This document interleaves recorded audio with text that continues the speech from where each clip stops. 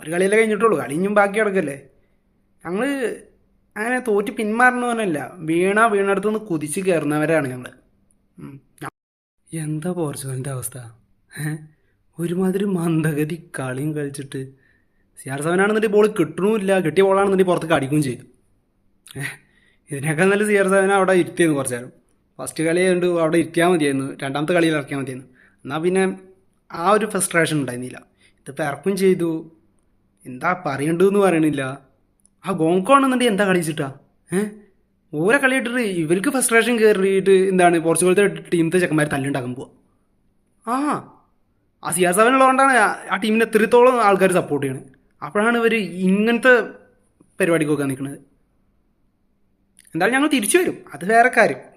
ഒരു കളിയല്ലേ കഴിഞ്ഞിട്ടുള്ളൂ, കളി ഇനിയും ബാക്കി കിടക്കല്ലേ. ഞങ്ങൾ അങ്ങനെ തോറ്റ് പിന്മാറണമെന്നല്ല, വീണടുത്ത് നിന്ന് കുതിച്ച് കയറുന്നവരാണ് ഞങ്ങൾ.